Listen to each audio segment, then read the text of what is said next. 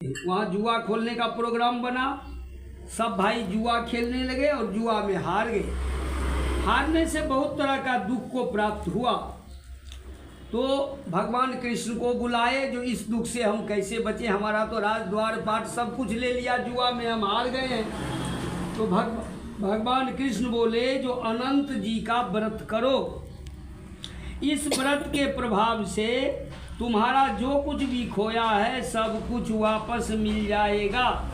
तो उसने क्या किया, बोले इस व्रत का महात्मा और विधि बताइए, जो इस व्रत को किसने किया, इस पूजा को किसने शुरू किया, उसको क्या फल मिला। तो बताए जो सतयुग में, युग 4 है ना, सतयुग, त्रेता, द्वापर और कलयुग। और सतयुग में एक सुमंतु नाम के एक बहुत गरीब ब्राह्मण थे। उन्होंने दीक्षा नाम की एक लड़की से उनका विवाह हुआ। वह स्त्री जो है कुछ दिन के बाद एक कन्या उत्पन्न हुआ, उसका नाम रखा शीला।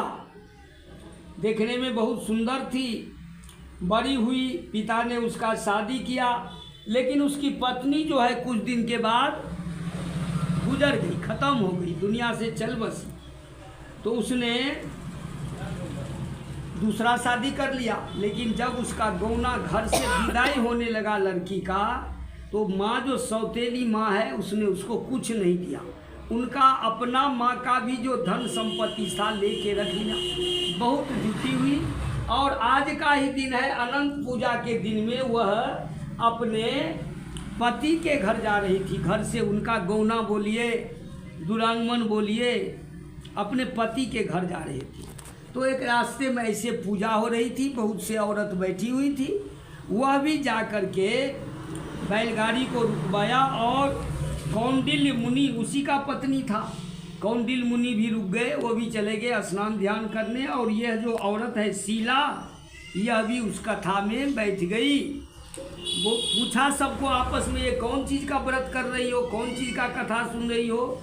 तो बताया आनंद भगवान का करत सुन रहे हैं। तो बोला इस कथा में क्या क्या कैसे होता, क्या करना चाहिए, क्या दान करना चाहिए। तो बताया जो इस कथा में जो भी इच्छा हो, फल हो, मालपुआ हो, बहुत आदमी घर से सीधा ही ले आता है, चावल आटा जो कुछ भी है, अपना भावना से कुछ ले आइए।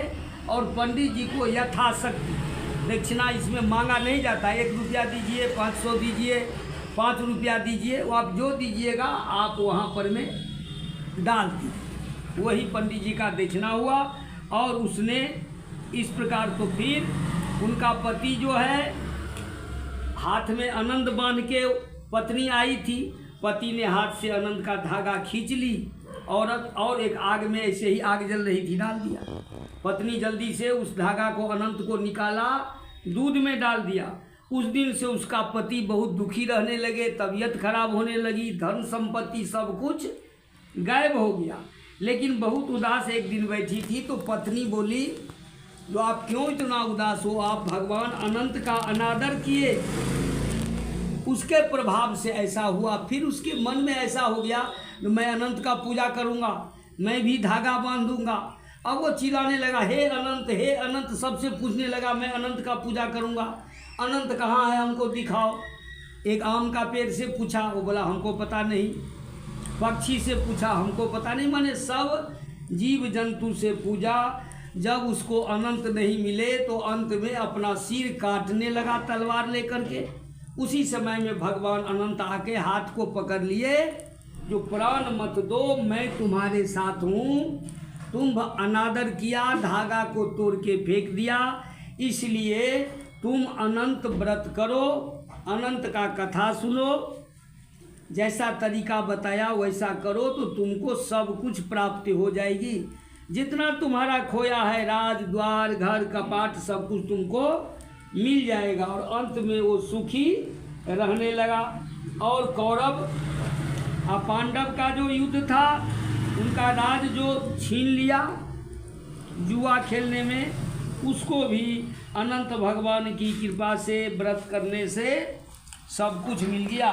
तो इसलिए 14 साल तक भगवान का अनंत व्रत करने का निश्चय किया और उस दिन से उनके घर में सुख संपत्ति प्राप्ति हुई।